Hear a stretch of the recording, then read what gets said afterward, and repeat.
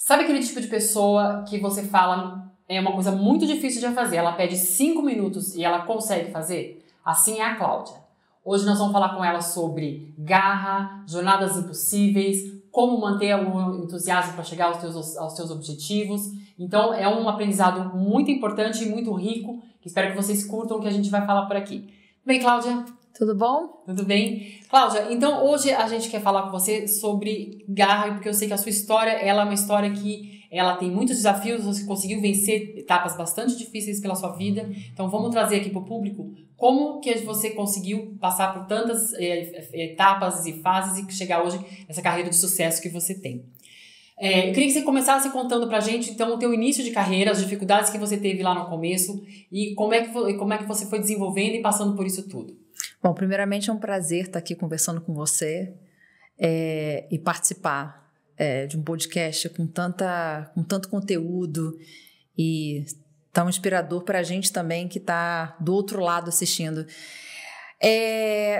A minha jornada profissional, ela realmente é uma jornada de superação, porque eu sou uma profissional formada em Direito com 2º grau técnico em Contabilidade, que sonhava em ser diplomata, porque eu consegui um estágio e depois ele me plantou uma semente no meu coração que veio do meu intercâmbio e eu vi que eu não caminhei por essa seara e a vida foi me apresentando os desafios foram sendo vencidos e hoje eu estou numa posição de diretora executiva de RH de uma multinacional com 7.000 colaboradores e muitos desafios. E uma das lições que eu trago é para a gente estar aberto a toda e qualquer situação que nos é colocada.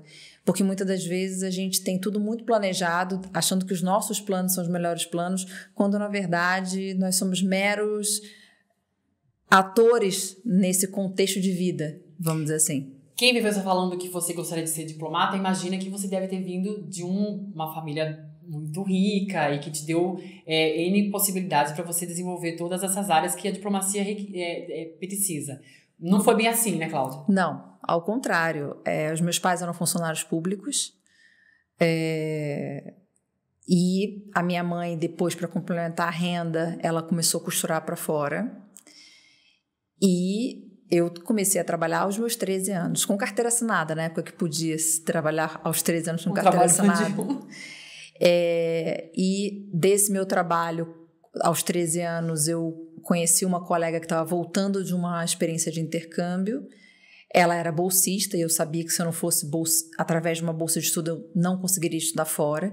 Passei no processo seletivo para essa instituição, morei fora por quase 2 anos e foi essa oportunidade que foi virada de chave na minha vida. Neste momento, foi plantada a semente da diplomacia porque eu morei na Itália e na França e eu me apaixonei por um rapaz, voltei para a Itália e a única faculdade que eu podia fazer que tinha covalência com o Brasil era o Direito. Então, por isso que inicialmente eu pensei em ser diplomata, mas eu não tenho ninguém na diplomacia na família, não sabia por onde sequer começar e isso era só um desejo que eu tinha no meu coração. Hoje eu vejo que a diplomacia me ajudou muito na minha carreira e me ajuda muito. O direito me ajuda muito na minha carreira, a contabilidade, sem dúvida, porque o RH está cada vez mais estratégico, isso me ajuda a ter uma conversa executiva, colocar o RH como parceiro estratégico do negócio, saindo de uma posição operacional, né? Mudando bastante esse papel do RH. Então, eu acredito que foi a minha força de vontade, foi a minha garra que me colocou num trilho de recursos humanos, porque até então eu jamais imaginei que eu aqui poderia estar. Você acha que a garra, ela é uma habilidade treinável? Ou você acha que ela é uma composição, vem da composição genética? Como a gente tem pessoas que têm garra e são capazes de ultrapassar grandes desafios e chegar nas metas que estabelecem, e outras que ao menor sinal de obstáculo já desistem. Como uma pessoa faz para ter garra, Cláudia? Eu tendo a dizer para você que ela é treinável, porque nem todo mundo tem esse mesmo skill, vamos dizer assim, dessa garra, dessa determinação, dessa força de vontade. É a mesma coisa, eu posso Porque você recebeu muitos nãos nesse caminho. Você falar, eu fui fazer um intercâmbio na Itália. Lindo. Mas até você chegar lá, você recebeu muitos nãos e não desistiu. Eu acho que, se a gente for fazer uma analogia, é igual a liderança. Tem pessoas que são líderes natos, que nascem, né? Já tem um skill de liderança, e tem outros que são preparados ao longo da carreira. Então, a garra, ela vem também de uma preparação, ela vem de você desenvolver uma força interior, uma vontade adicional de vencer, né? Eu associo a garra a uma questão de espiritualidade também, Márcia, porque são 2 pilares na minha vida hoje que me sustentam. A espiritualidade, ela tem um pilar muito importante para mim. E eu ainda digo que se eu tivesse há 10 anos a conexão espiritual que eu tenho hoje, a minha intimidade com Deus que eu tenho hoje, eu teria sofrido menos. Porque a gente passa também a entregar algumas coisas para a vida que saem do nosso controle, né? Que a gente não tem controle, que não depende da gente. Então, eu confirmo que a garra é algo trabalhável, sim. E a gente pode se inspirar em outras pessoas para ter garra, né? Não só no ambiente corporativo, tem atletas, tem músicos, tem médicos. A gente pode pegar nas diversas áreas. A gente vai encontrar pessoas que vão nos inspirar a ter garra, a manter a nossa sanidade mental, a manter o nosso foco, nossa determinação. Então, você tem algum ritual, Cláudia, que você faz para você, quando as coisas não estão caminhando muito bem e você fala, putz, não vai dar certo, você tem algum ritual, alguma coisa que você faz, alguma mentalização? Tenho. Eu não levanto da cama sem fazer minha oração matinal. Isso para mim, eu posso chegar atrasada numa reunião, mas eu não deixo de fazer minha oração. Além disso, nos meus momentos de angústia, de dor, de sofrimento ou questões importantes no ambiente de trabalho, eu lido com muitas vidas. Eu brinco que eu faço social ganhando dinheiro, né? Eu sou responsável por aquelas pessoas, eu me preocupo com aquelas vidas, eu me preocupo que por trás daquele colaborador, daquela colaboradora tem uma família, tem outras pessoas ali associadas. Então, essa questão da oração, para mim, ela é muito importante. Então, eu faço as minhas orações, sim, eu abro as minhas páginas de leitura, eu ouço orações matinais, eu sempre tenho algum amigo, alguma amiga que me manda alguma coisa também, que parece que foi uma mensagem do dia que foi mandada de uma forma aleatória, mas nunca é aleatória, né? Não tem acaso quando a gente fala de espiritualidade, e eu parto do princípio que Deus ajuda o homem pelo próprio homem, ou seja, hoje eu estou aqui, ajudo a Márcia daqui a pouco ajuda o João por sua vez ajuda o Pedro, e a gente vai nesse círculo de ajuda que nada mais é milagres que são operados ao longo do dia, né? Enfim, não estou falando de religião, mas de religiosidade, e a gente vai sendo ajudado ao longo da jornada. E eu fui muito ajudada ao longo da minha jornada, e parte da minha garra, da minha determinação veio disso, de anjos e pessoas colocadas no meu caminho, que me ajudaram muito diante de todos os nãos, diante de todas as dificuldades que eu enfrentei. E a Cláudia começou a carreira dela como no direito esportivo. Foi. E como que foi essa mudança, Cláudia, do direito para o RH? Então, eu comecei, na verdade, a trabalhar como atendente de call center de uma multinacional chamada DHL. E olha, DHL tem um lugar muito especial no meu coração, porque foi meu primeiro emprego e eu aprendi muito na DHL. E trabalhando na DHL eu fazia direito, já na faculdade, né? Então, eu trabalhava durante o dia e fazia faculdade à noite. E me surgiram 2 oportunidades de estágio. Uma no Alto Comissariado das Nações Unidas, que foi aonde eu estava vislumbrando uma carreira de diplomacia, de trabalhar numa ONU, órgãos dessa natureza. E um professor meu tinha sido chamado para iniciar um trabalho no STJD, que era um Superior Tribunal de Justiça Desportivo. E ele queria levar mulheres, porque até então só tinham homens ali. E eu fui convidada para trabalhar. Meu primeiro caso foi um caso de doping de um jogador do Vasco. E eu era flamenguista. Eu era super jovem. A mídia em cima, super criticada. E eu falei, gente, que loucura isso. Mas foi uma oportunidade interessante para mim para me apresentar a um universo do direito que até então eu não conhecia, né?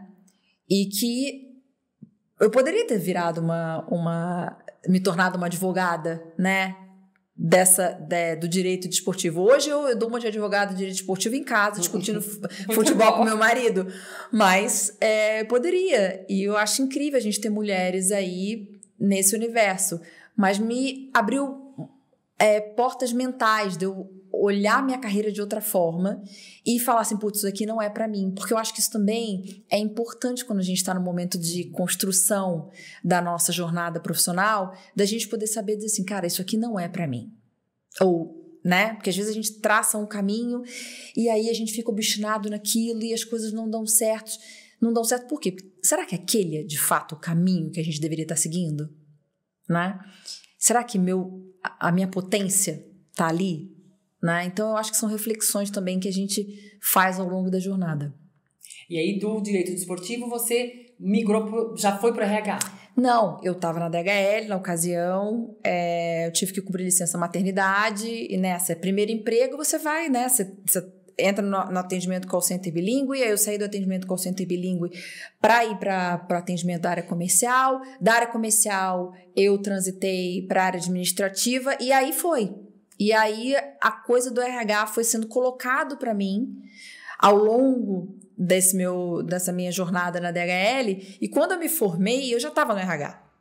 E aí eu falei, putz, eu estou aqui há 5 anos na DHL, trabalhando já em RH, não, eu vou usar o direito de outra forma. E aí as oportunidades no RH foram surgindo, eu fui transitando por todos os subsistemas de recursos humanos, o que me ajudou muito, porque na minha época a folha de pagamento era feita no Excel. Então, assim, era bem e aí você tinha desafiador. Dar conta. Exato. Eu acho que todo o meu background como contabilidade, né, me ajudou. E aí foi me colocando nessas outras oportunidades de RH. E aí eu fui avançando e abraçando essas oportunidades e me capacitando também. Porque eu acho que isso é muito importante, você estar em constante aprendizado, em constante evolução, né? Pra gente não se estagnar achando que a gente sabe tudo e a gente não sabe, né? Tá chegando aí a inteligência artificial, como é que a gente, né, caminha junto com ela? Como é que a gente aprende a lidar com a inteligência artificial dentro do RH? Porque falar de inteligência artificial no ambiente de tecnologia é muito fácil, mas como você fala, como a inteligência artificial te ajuda dentro de uma estrutura de recursos humanos? Ô, Cláudia, você mesma falou que você traz para o RH uma visão mais crítica da posição, trazendo ela mais para a estratégia do negócio, né?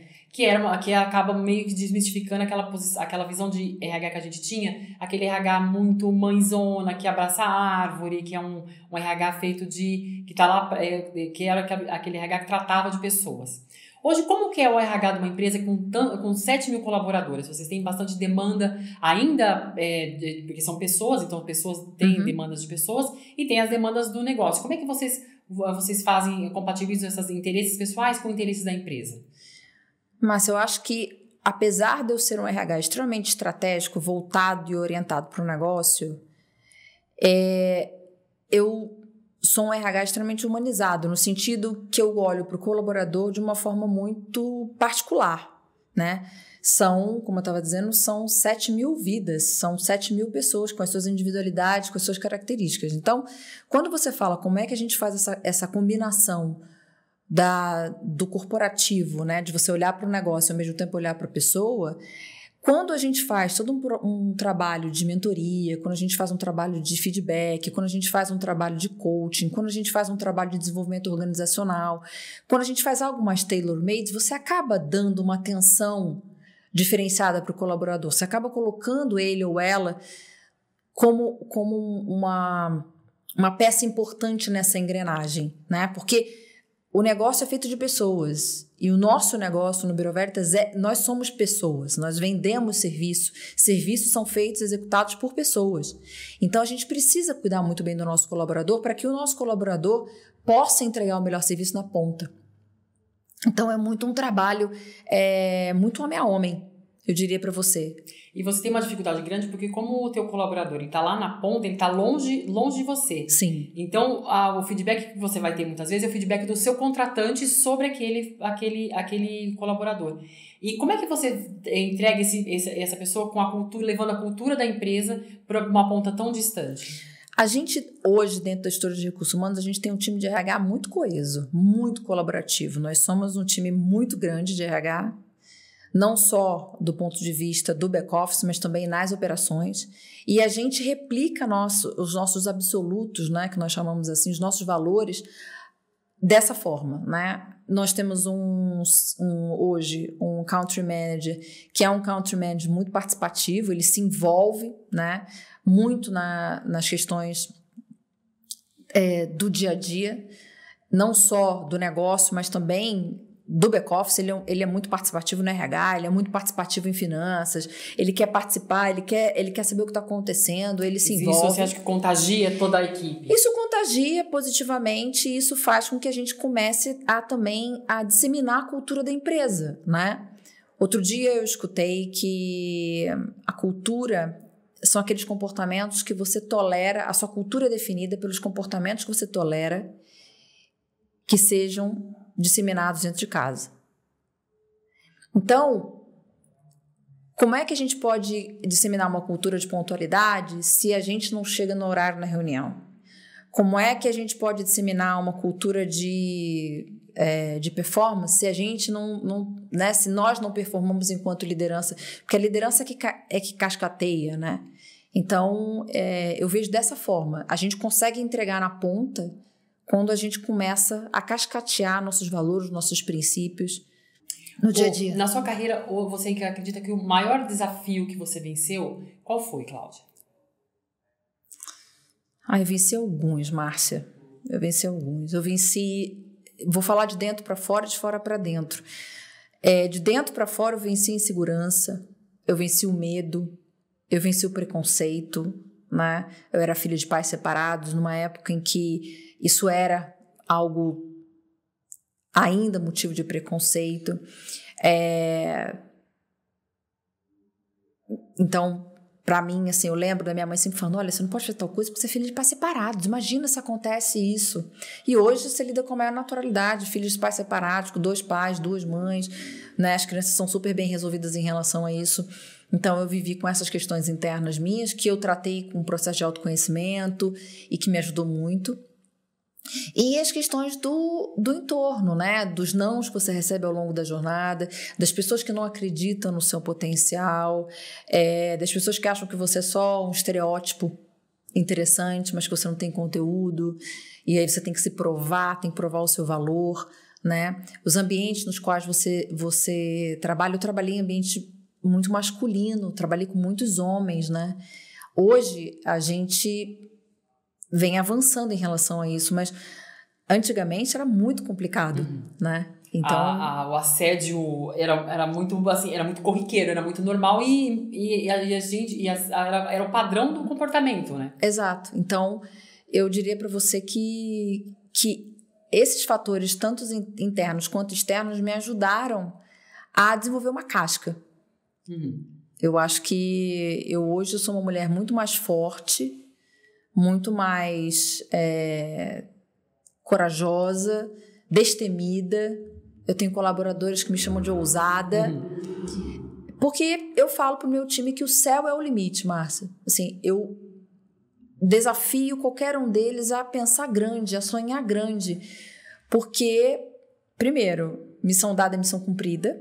Você mesmo começou na sua fala dizendo que não existe missão impossível, né? E é sobre isso. Ô, Cláudia, que tipo de líder que você se inspira para ser? Márcia, eu tenho um exemplo dentro de casa que é o meu grande líder, né? Eu tenho um marido que é um profissional extremamente competente, é uma pessoa, assim, ele é um people, apesar dele não ser de RH, mas ele é orientado a pessoas.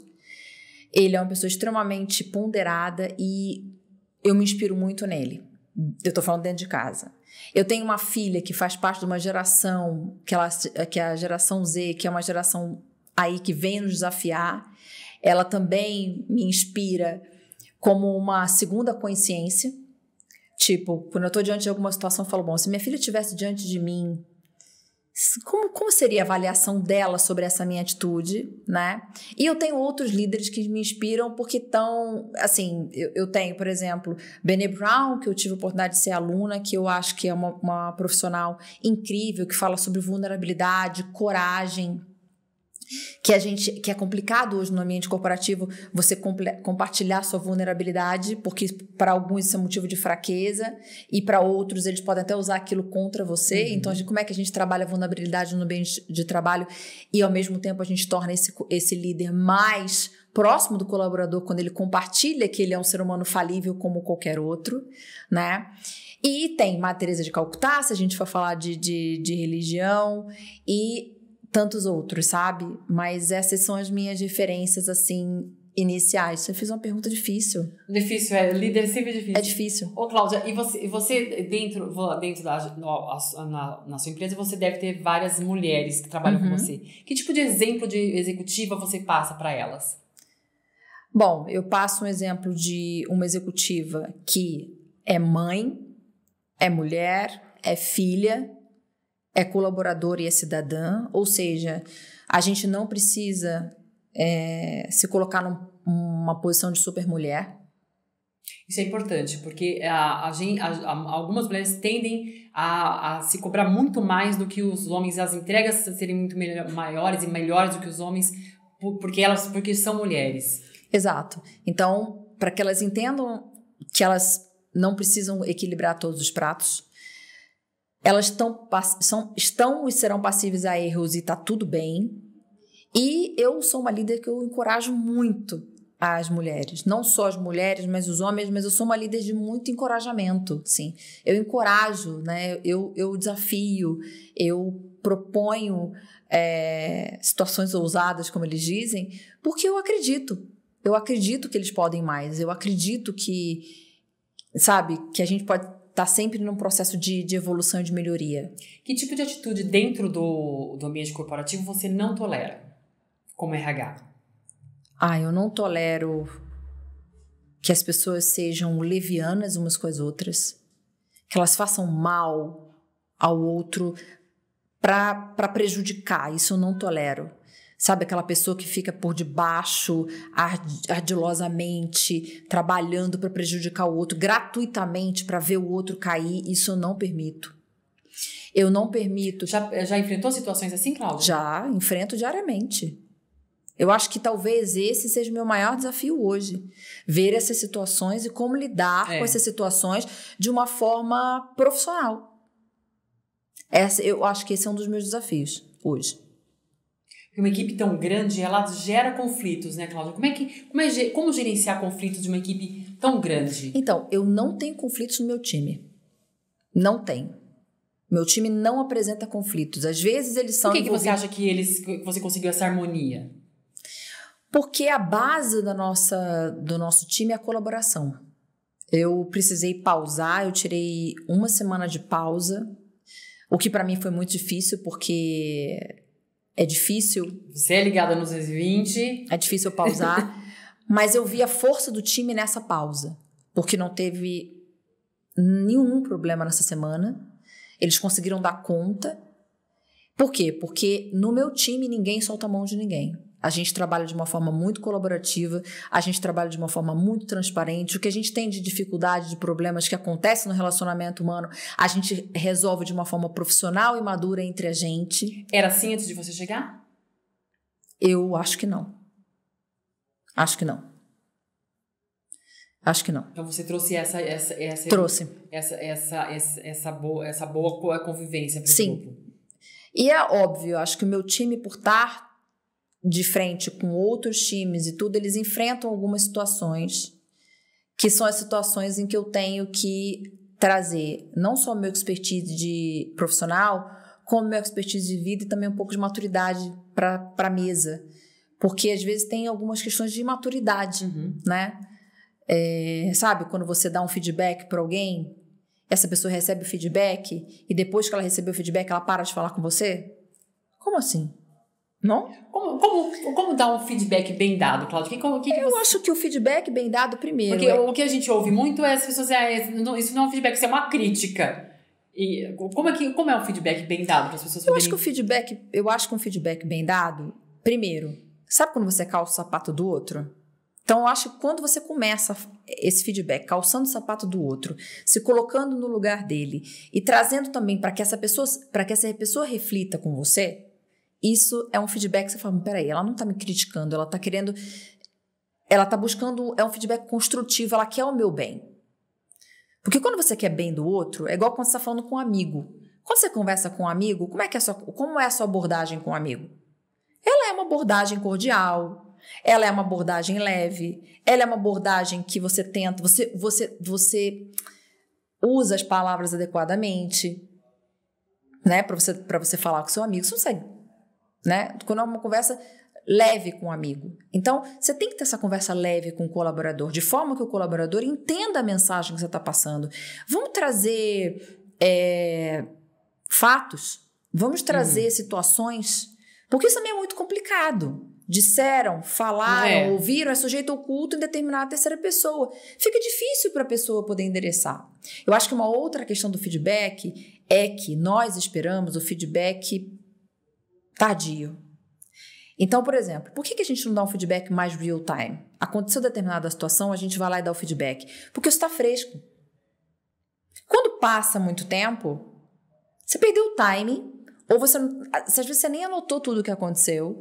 Aí você usa, né? Não, porque lá atrás, no mês, acho que em abril, isso também fica sem referência para o colaborador. Ele não consegue também falar, não, peraí, eu me lembro dessa situação, deixa eu fazer uma autoanálise aqui, deixa eu pegar o que ela me disse, deixa eu refletir, deixa eu compartilhar. E acho também que a gente tem que ter maturidade, Márcia. Às vezes a gente não tem maturidade para ouvir que aquilo não é pessoal. Eu tô falando... as pessoas confundem mesmo muito isso, né? Eu vejo muito isso quando a gente está em processo seletivo. Todo o não que você recebe de uma empresa que você aplicou para a vaga, você leva para o pessoal falar, eles não me querem. Acho que pro feedback é mais ou menos isso também. Sempre leva para o lado do pessoal, não gosta de mim.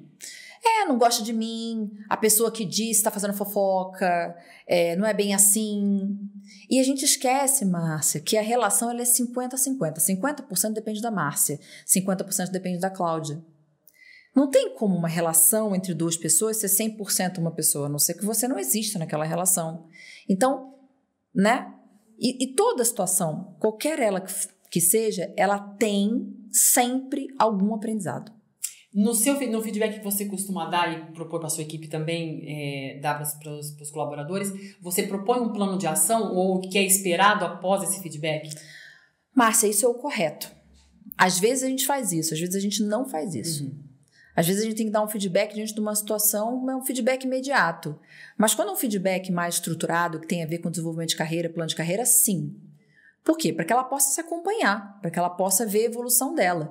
E eu também... Uma coisa importante no feedback é que a gente também deixa muito para o outro. Então, por exemplo, o meu gestor nunca me deu feedback. Aí eu fico calada naquilo. Eu estou fazendo certo em relação a isso? Não, eu tenho que buscar o feedback. Gestor, vem cá. Eu estou aqui há tanto tempo, já se passa... Vamos falar sobre a minha performance? Vamos falar sobre a minha entrega? Ou vamos falar sobre mim? Porque às vezes você está trilhando um determinado caminho que você acha que está certo, porque ninguém nunca falou nada para você. E de repente chega na sua avaliação de desempenho, nossa, você fala, mas espera aí, eu estou há 6 meses fazendo isso, meu gestor nunca falou nada. Então, a gente tem uma responsabilidade também enquanto colaborador de buscar por esse feedback, né? Para não transferir só para a nossa liderança dar feedback. É uma mão de duas vias, né? E ao mesmo tempo que você recebe feedback, você também pode comentar aquele feedback. Tem muitas pessoas que acham que recebeu é uma informação que você recebe seca e acabou. Não, você pode debater. Aquilo pode ter ações que podem ser debatidas. Sim. Para construir algo melhor, né? Cláudia, e agora você falou sobre inteligência artificial. Vocês já estão implantando alguma ferramenta no RH Ou os processos seletivos já estão com inteligência artificial? Como é que vocês estão trazendo isso para dentro? Então, Márcia, eu não vou mentir para você. Eu diria para você que a gente está atrasado em relação a isso comparado a algumas empresas. Pelo menos eu olho os meus colegas de RH falando que estão fazendo e tal. Eu falo, não.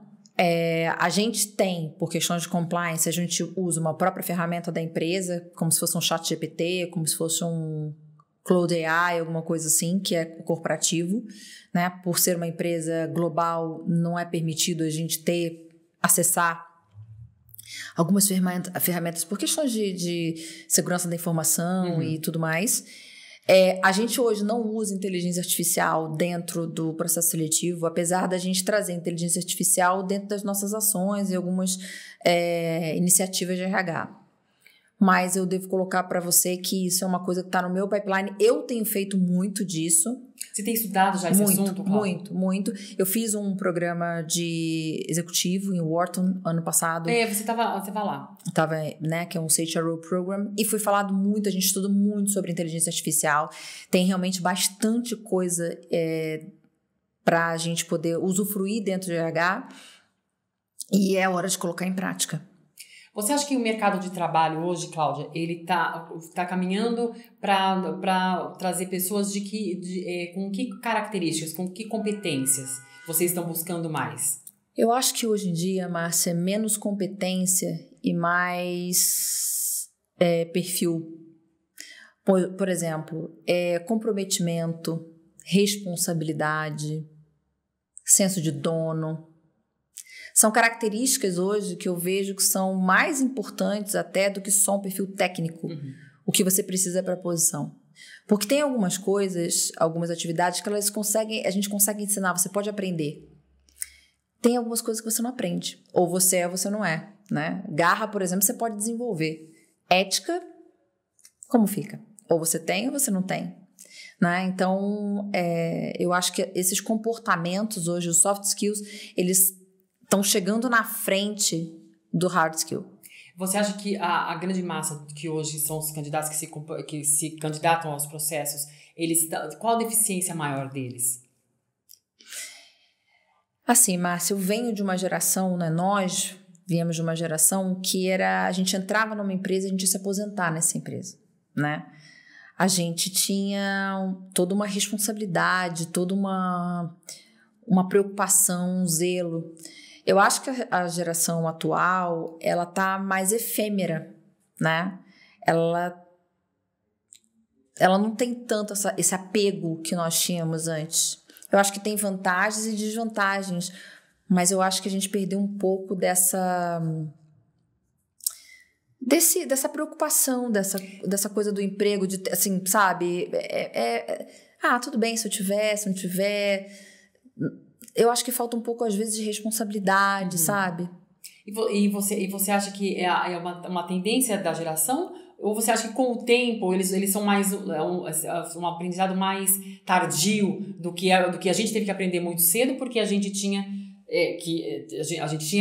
vontade de ter coisas. Hoje essa geração, por exemplo, não tem vontade de ter carro, não tem vontade de ter casa, porque eles fazem tudo por aplicativo. Então, eu pego o Uber, eu pego um apartamento compartilhado. Então, eles não têm algumas necessidades que para a nossa geração eram ativos importantes. A gente queria logo, aos 18, ter um carro. Então, a gente trabalhava porque tinha que ter dinheiro para comprar o carro e a casa, etc. Eles hoje não veem isso como um ativo efetivamente. Você acha que essa geração vai mudar um pouquinho o jeito que a gente vê e o jeito que a gente trabalha? Sim, eu acho que essa geração, ela vê o trabalho de uma forma diferente. Antigamente, todo mundo, para quem sobretudo trabalha com recrutamento de seleção, se a posição não fosse CLT, a pessoa não vinha conversar com você. Não vinha. Hoje em dia é o contrário. Quantas vagas que não são CLT que são preenchidas mais rapidamente do que posições CLT? E hoje também a necessidade de um trabalho híbrido, home office, escritório presencial, já é uma questão que é importante também a ser discutida, né? Sim. Assim, as empresas estão tendo que fazer programas de retorno, de retomada ao escritório, né? Porque os colaboradores, né, viveram com a pandemia, tiveram a oportunidade de ter uma certa flexibilidade, né? E hoje voltar para a rotina do escritório tem sido um desafio.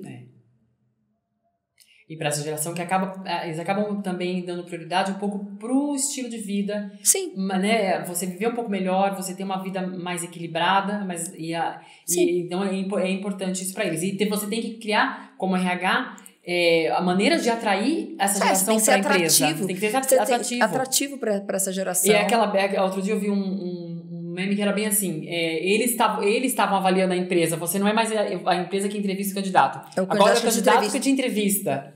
É isso. É sobre isso. E você acha que as empresas se tornam atrativas como? Assim, você tá falando de meme, eu também li outro dia que não é um tobogã no meio do escritório que vai fazer com que o candidato entenda que a empresa é... Como é que é? Moderna, não. Que a empresa tem benefícios atrativos, uma coisa mais ou menos assim. Eu acho que a gente se torna atrativo, Márcia, quando... Primeiro... Aquilo que você vive dentro de casa é aquilo que você, né, vai compartilhar na empresa. Né? Ou seja, nosso maior garoto propaganda hoje é o nosso colaborador. Porque ele fala, nossa, realmente, aqui dentro a gente vive isso, né? Do que a gente só ficar fazendo campanha de marketing. Né? Então, a campanha de marketing maior está dentro de casa. Então, quando a gente fala de atratividade do ponto de vista de uma geração que hoje valoriza saúde mental, um ambiente respeitoso, um ambiente de desenvolvimento profissional, né? Mobilidade. Eu acho que é aí que você se torna atrativo, entende? A liderança com quem eu vou trabalhar. Essa pergunta é uma pergunta de milhões, porque dependendo da pessoa com quem você vai trabalhar, a pessoa fala, não vou trabalhar nessa empresa, porque com esse líder eu não trabalho, né? Uma das maiores causas de demissão é realmente o relacionamento com a liderança. Né? O maior índice de demissão é esse. É importante avaliar. Cláudia, obrigada por ter vindo. Para próximas vezes vamos fazer mais assuntos aqui interessantes de Obrigada pessoas. pelo convite. Obrigada, amiga.